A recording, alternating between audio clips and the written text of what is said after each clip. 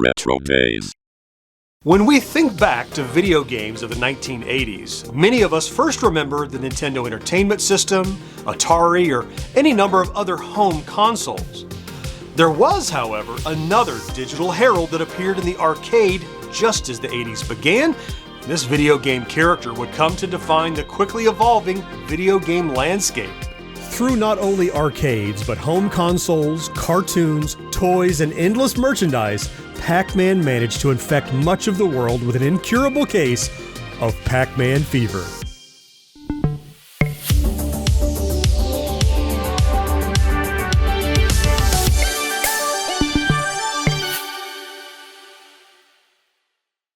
Of the many pervasive video game characters to grace screens over the years, one of the first to break through the curved glass and assert itself as part of pop culture was Pac-Man. But first, someone had to invent him. Toru Iwatani, in his interview with GameSpot, reveals that he started working with Namco due to his love of pinball machines, only later realizing that Namco didn't make pinball machines. Settling into video game design, Iwatani decided that he wanted to create a game that would be of interest to female gamers as well as males. In the 70s, according to Iwatani, arcades weren't exactly the most inviting place for women.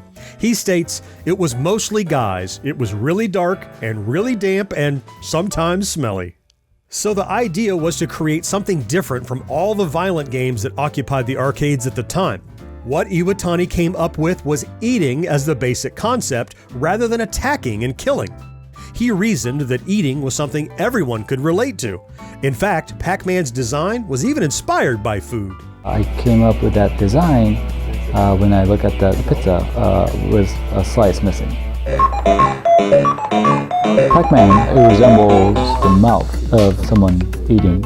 In a different interview from 1986, he also says part of the design came from the Japanese symbol for mouth, also known as kuchi, according to Ben Jesse for thegamer.com. After a brief focus group test in early 1980, the game was released in Japan in July. Originally, Pac-Man was called Puck-Man from the Japanese phrase paku paku taberu, which was yet another nod to eating food. Before the game was released in the United States in October of 1980, however, the creators realized the name Puck-Man could easily be vandalized with a single letter, and so they changed the name to Pac-Man. Having circumvented potential disaster and through a licensing and distribution deal with Bally Midway, Pac-Man sold over 100,000 units its first year and 350,000 after a year and a half. Pac-Man was a hit and quickly began to infect the country with its addictive gameplay. Toru Iwatani's plan had worked. He'd created a game with such enormous mass appeal that younger kids, couples, and women all wanted to play. This, of course, meant going to arcades, which, as Iwatani clearly explained, were often seen as unsavory at the time. Parents of teens were less than enthusiastic about letting their kids frequent the noisy and bustling arcades. As reported by Jennifer Rosenberg for ThoughtCode.com, many towns in the United States passed statutes to regulate or restrict games, just as they were allowed to regulate pinball machines and pool tables to combat gambling and other immoral behaviors. Des Plaines, Iowa banned people under 21 from playing video games unless they were accompanied by their parents. Marshfield, Massachusetts banned video games outright. Other cities used licensing or zoning to limit video game playing. This predictable panic and fear of new technology waned over time as Pac-Man became an unofficial mascot, leading to higher sales and new arcades being erected.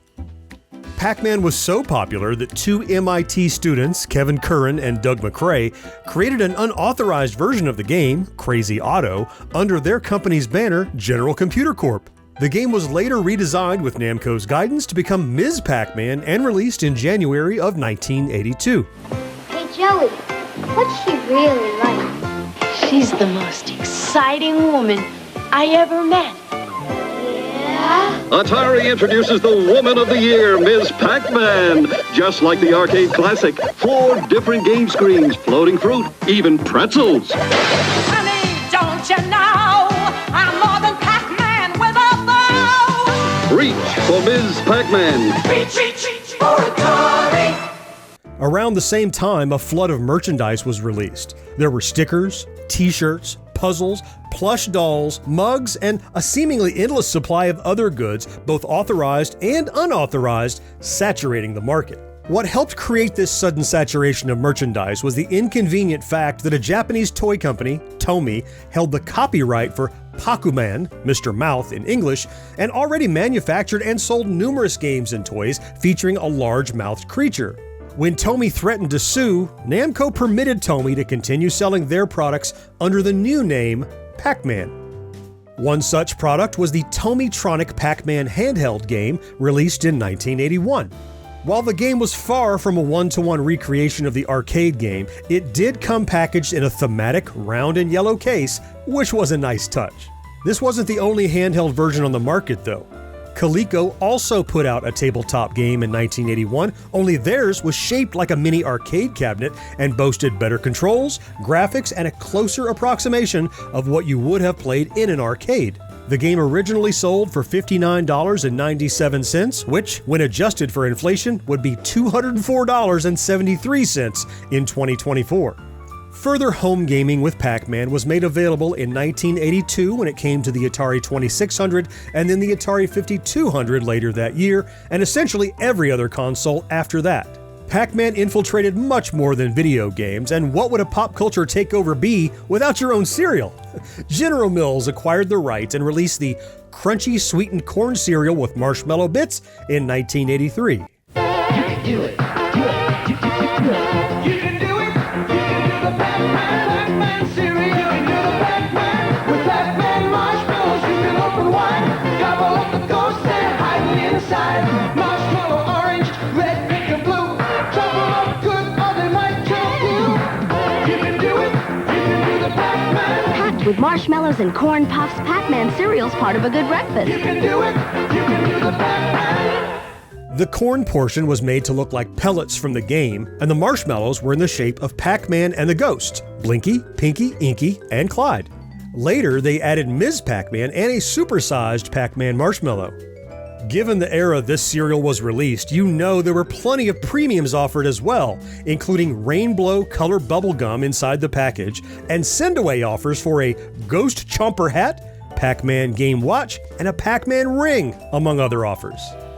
Cereal wasn't the only Pac-Man food available on store shelves. A year later, in 1984, Chef Boyardee released a Pac-Man pasta in a few variations. Oh, Pac-Man, I'm beat. And I'm hungry. Thank goodness for new Pac-Man pasta from Chef Boyardee. New Pac-Man pasta? Little spaghetti shaped like us. Delicious. And because Chef Boyardee's packed with goodness, it's great for when we have to eat and run. New Pac-Man pasta from Chef Boyardee. With meatballs, without meatballs, or chicken flavor.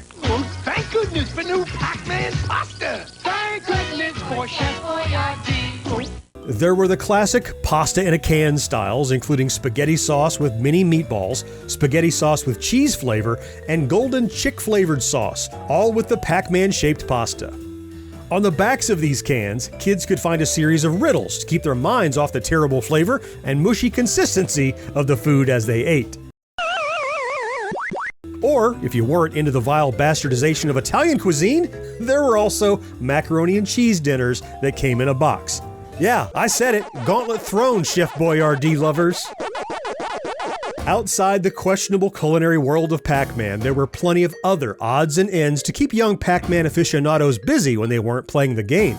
The lunchbox and matching thermos from Aladdin was an easy way to display your love of the arcade while in the school cafeteria. Unlike some other Pac-Man merch, at least a lunchbox made thematic sense. Much like the metal folding TV tray, with a game screen surrounded by Pac-Man, the ghosts, and fruit. Or essentially any other food-related merch like tumblers, bowls, mugs, and the very cool gumball machine that doubles as a mini piggy bank. In fact, just about a year ago, I demonstrated how this piece works over on my YouTube channel, Gen X Grown Up. Alright, so the coin mech is over here where it accepts a coin, it'll slide it across and drop it and enable the gumball, and then here's where you fill it. So there's a little door here that you fill it up with gumballs.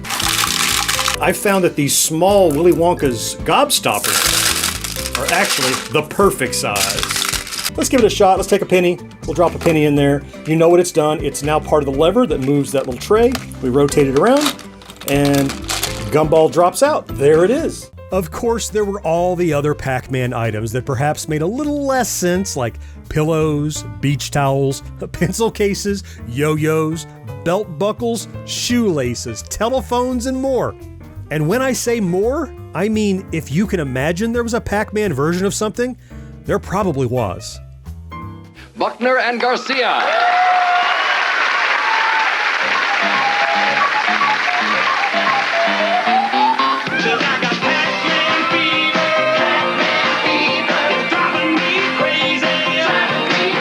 Yes, even a song. After getting hooked on the game, a jingle writing team from Akron, Ohio, Jerry Buckner and Gary Garcia, decided to write a song about it. That song was Pac-Man Fever. Initially, they figured if they could get some local play in Atlanta, they might be able to bring in more work on commercials. It turns out they luckily had conceived of the song just before the height of the game's popularity. So by the time it was released as a single in December 1981, they were able to capitalize on the fervor of the game. Pac-Man Fever hit number 9 on the Billboard Top 100 and sold over 2 million copies. Riding this wave of sales, CBS Records requested a full album of video game songs, and they wanted it fast, worried that the Pac-Man fad would fizzle out. Unfortunately, about a year later, the label would drop the duo. And what popular 80s franchise would be complete without the requisite Saturday morning cartoon? In 1982, Hanna-Barbera took on the task of creating a 2-season, 44-episode run of Pac-Man. It has the distinction of not only being the first cartoon ever based on a video game, but also the highest-rated cartoon in late 1982. The series even garnered 2 holiday specials, one for Halloween and one for Christmas. Upon Pac-Man's arrival in the US, the pop culture landscape shifted to accommodate this new mascot, even as the game's popularity skyrocketed and every corner of its fandom was blanketed with merchandise. Over time, popularity waned enough to allow for other, newer video game trends and mascots, but Pac-Man never fully went away, and even now there are plenty of toys, clothing, and games to find on virtual and physical shelves alike. So tell me, did you catch Pac-Man Fever? What were your favorite aspects of this pop culture takeover? What were your least? I would love to hear about it down in the comments. And if you enjoy our content, please consider liking this video, subscribing to the channel, and maybe even activating that ubiquitous notification bell. It really does make a huge difference. Let's meet again next week to celebrate yesteryear right here on RetroDaze. Clicky clicky.